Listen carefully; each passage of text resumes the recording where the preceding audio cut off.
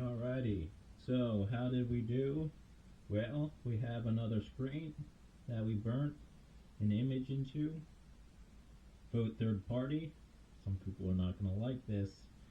And then we have the two lines as a second color for the front of our shirt.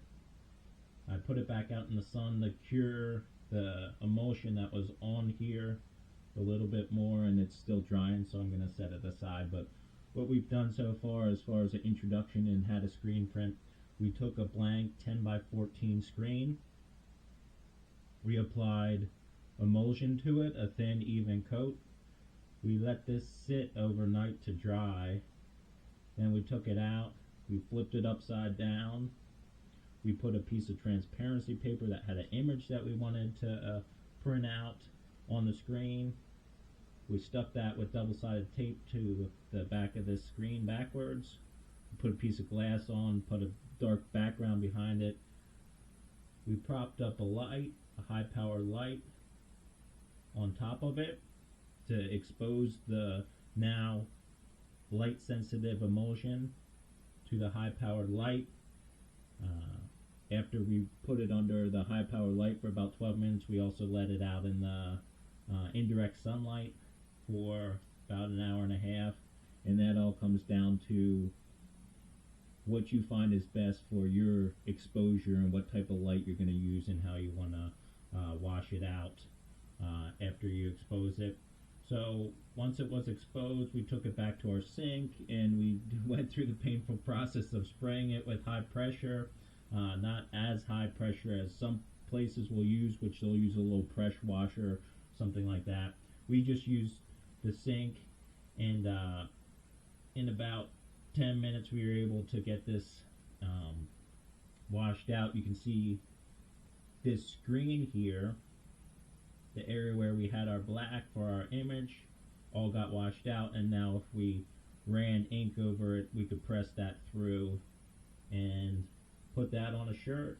So to me, it's looking pretty good, about as good as you can get when you're just amateur and trying to make your own shirts here, because the next step after washing out is printing, and that has its own tricks to it. So I'm going to set this aside to dry, and we really only have one step left, which is to try and print. So I'm going to take my old screen that I've already printed with. This is a shirt that has a piece of cardboard in here so that the ink doesn't bleed through to the back of the shirt. Doesn't seem necessary, but it helps at least with height and everything and proper amount of pressure and everything for me. They say you don't want the screen to be sitting on the fabric until you do your swipe of the ink, and so they talk about taping like coins to the edge. I thought that was silly. I had some of this fabric that had some sticky on the other side anyway, so I just stuck those to the edge. And so we applied the emulsion, we burned in the screen, we washed out the stencil, the emulsion stayed where our image was burning in, that all came out. And the next step is printing a shirt. They have a different explanation of how to do this. I'll let you, if you want to delve into screen printing, experiment yourself. So I got a test shirt here that I already printed on. I was finding that a different squeegee that I got with another screen that I bought was working better to apply even pressure all the way across, but this was the squeegee that I got with the speedball kit. So I want to try and use this again, give this another shot. I learned over time that you have to apply a decent amount of pressure. So just going to line this up just to start getting the hang of that process, but it's just a test shirt. I got speedball ink This is the white ink that didn't come with the kit. Got my napkin because ink will eventually get everywhere. But what you do is you just put another generous amount of ink in a bead across all the way up and down your image, which my image is only taking up, less than the whole screen. So I need ink, about the width of my image. And then when you're pulling across, it says to keep your squeegee at approximately 60 degrees. 90 degrees would be straight up and down. 45 would be flat. So it's somewhere in between those two. So I just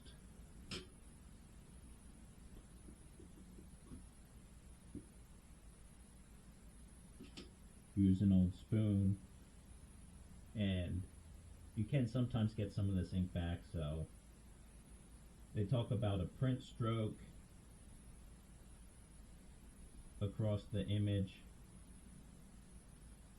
and then a flood stroke. The flood stroke is to bring the ink back, but we're only doing one print, and this is just a test print, so I'm not even sure I'm going to do that. But I put a lot of ink out there over the width of my image.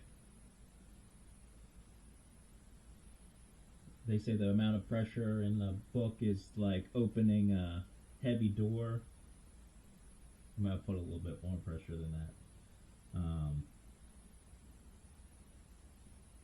The screen, it should be raised a little bit, tiny bit above the fabric, but then when I pulled across is when it should touch for the first time. And the problem I was having with this squeegee was I couldn't get the bottom to show up right. I had to use that squeegee. So I'm just going to use a lot of pressure in the middle of this and see if I can get it right. So here goes. This is the tricky part about screen printing, depending on if you're going to be good at it or not.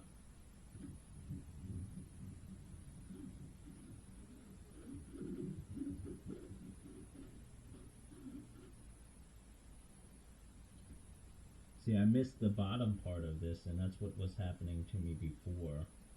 So I'm actually gonna just go one more time, drop some of the ink that was caught up on my squeegee, and try one more time.